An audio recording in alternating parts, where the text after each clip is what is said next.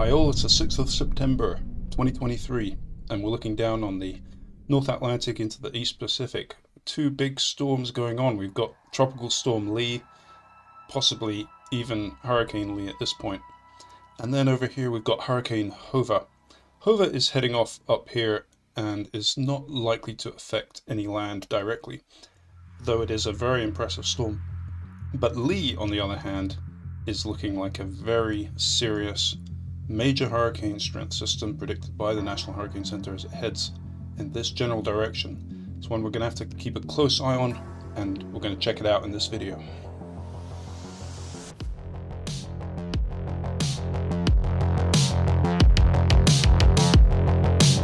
Here's a closer look at Tropical Storm Lee, and it is definitely intensifying. We've got a nice blast of convection in the central dense overcast here. It's mainly on the eastern flank, but this is going to wrap around and intensify the storm. Bit of lightning in this outer rain band coming down through and around here. The National Hurricane Center put the current strength at 60 knots. That's just 4 knots below hurricane strength. So it could well, by now or within the next few hours, be a Category 1 hurricane. Let's check the latest Hurricane Center track map. And you can see that immediately in their next forecast time they are expecting it to be a hurricane. Hurricane, but by 8 AM Friday, major hurricane. Those M's mean major hurricane. And then a sustained major hurricane being predicted all the way through to Monday when their forecast cone here ends. Let's take a look at what the models say about this thing. Here is the European Center model and the storm in the bottom right coming up. And we're into Thursday tomorrow, and the storm doesn't intensify. In fact, this is what the National Hurricane Center were saying in their discussion, that it does become hurricane strength in their forecast, but it doesn't become major hurricane strength until a little bit later. The ECMWF is underestimating the intensity, or in all likelihood at this point, because it's a coarser resolution model, but I just want to show how even this coarser resolution model does intensify the storm quite dramatically as it passes to the north of the Caribbean islands there.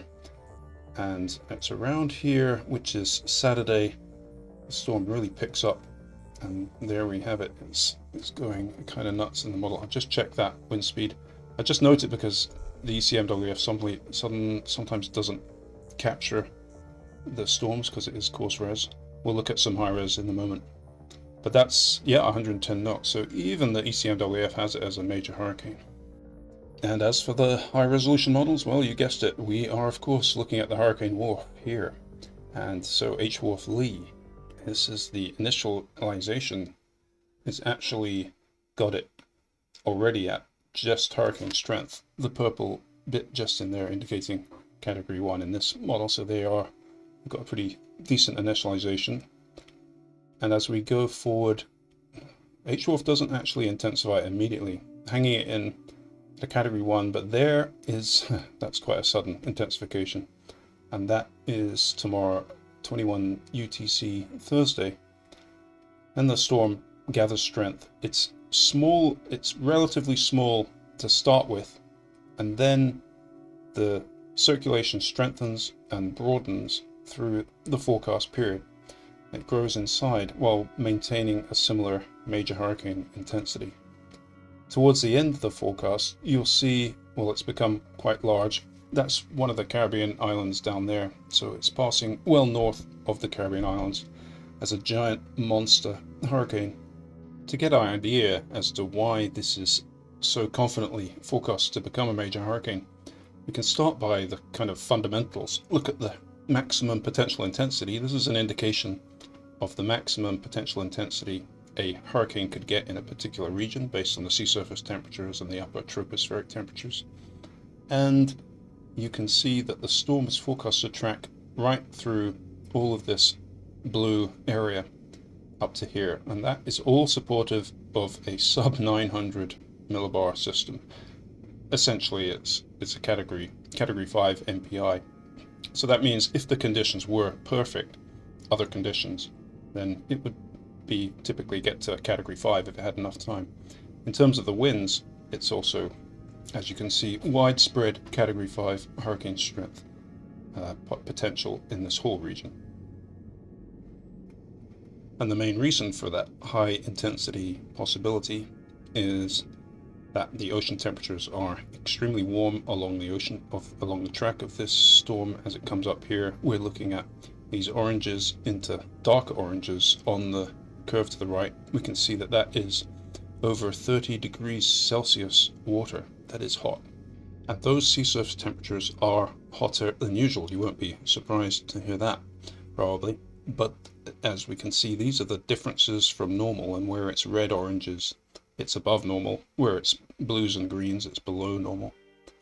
And if we go into this area, it's almost entirely along the track 1 to 3 degrees Celsius above normal. So it's cooking down there. So obviously the ocean is plenty warm enough, but then you need the atmosphere to behave itself too. So we need to have not too much dry air and also not too much wind shear. What I'm going to do is, these are the surface winds at the present time as produced by the European Center model. I'm going to bump up the height to about, I'm going to go for 300 millibars, which is 9,000 meters elevation. And this shows the upper level winds, and if these get really strong over the storm, which is down here, then you would expect it to fall apart or get torn to shreds by the wind shear. But at the moment it's actually in a little bit of shear out from the east. But as it goes forward, the storm progresses. It's less distinct in the earlier part because it's a tropical storm or a weaker hurricane to start with. But as we go along, we'll see that circulation deepen and then spread throughout the troposphere, so it starts popping out at 9,000 meters. But it's the upper levels which we should really pay attention to. We've got a big upper level low up here to the north of the storm, and then we've got a big trough over Florida, and then it's coming up like this. Now this thing is going to tuck up and turn into somewhat of a omega type blockage type system situation, and the hurricane is moving into the gap between the two troughs. And that means that the winds at upper levels are becoming quite weak during this period where the storm is forecast to intensify. So now you can see the hurricane is nestled right within this big omega type pattern. I'll just draw that on. It's going up like this, down like this. So the strong winds are missing the hurricane, and the hurricane is also tucked in quite nicely in the middle. It seems that this is causing the storm to do its big intensification. But later in the forecast period, so there we see the storm getting very, very deep and strong. We'll have a very dramatic eye at this point, most likely, if this pans out, which it most likely will.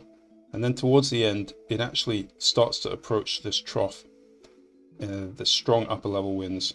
And at that point, we do see some weakening in the storm as the storm is being affected by that wind shear that's encroaching on the hurricane. So that's a bit of hope at the end of it, but it is looking like a very, very strong storm, and then it eventually moves up. We'll get into the long range in a second. So let's check out that long range. Here is the European Center long range forecast, and Lee is down here. We've got South America down here, and then the US over here. So as we move forward, we'll see Lee intensify as it goes to the north of the Caribbean, and then it turns as it starts to feel the impacts of that upper level trough we just saw, and that starts to pull it northward, and the forecast ends about there with the hurricane a little weaker but broadening in circulation and getting close to the southeastern United States. I'm going to check the GFS to compare. It's actually putting it in a quite similar place in that time frame, and we can go a bit further with the GFS to see where it's going. So you can see it is recurving in this model, taking it into Nova Scotia as a powerful storm and across Newfoundland and onwards. This is a long way out, uncertain. It'll all depend on the behavior of it, as the behavior of that trough, and whether that's going to pull it north and take it into these areas. So one we'll have to keep an eye on. We'll have a better idea in a few days from now. In terms of the time frame, let's check the dates. So that's the 9th of September, 10th of September, 11th, 12th, 13th, 14th, 15th, 16th. So you can see this is a really long range forecast. We're already 10 days in the future. But this is going to be a very, very impressive storm. The track guidance doesn't go out that far, but it looks pretty solid. Wow, that is a very tightly packed ensemble of simulations that all take it on this track. So hopefully, pretty confident that this will miss the Caribbean islands and head past to the northeast. The intensity guidance seems to be holding it off reaching a category 4 rather than a category 5 with just one model tucking up into there. But this could certainly change. The latest Terra Modis polar orbiting satellite image has come in and it's pretty impressive, showing the thunderstorms wrapping in and curving quite nicely as a strong tropical storm at that time. And actually what I'm going to just show you is going back in time to, let's track back where this came from. So if we go back in time, that is the 5th of September, and then back to the 3rd, you can see the cluster of thunderstorms here near the Cape Verde Islands, which are up in here. Just zoom in to show the islands. And then if we go back even further, you'll see that it originated as this easterly wave coming off the west coast of Africa, and even back towards, as we go back, we'll see it as a cluster of thunderstorms in the easterly wave over the Sahel of Africa. Back. How far back should we go? Oh wow, oh my goodness. So I mean, if you really go back, you can kind of trace this thing back to what looks like a pretty substantial mass of thunderstorms. Often these can actually originate back over the Ethiopian highlands, if you really want to go back to the very, very beginning. And that is all I'm gonna put out for today. Thanks a lot for watching. We are going to be keeping a careful eye on this storm, so subscribe to stay up on the updates. This is going to be a big one, folks. See you in the next one.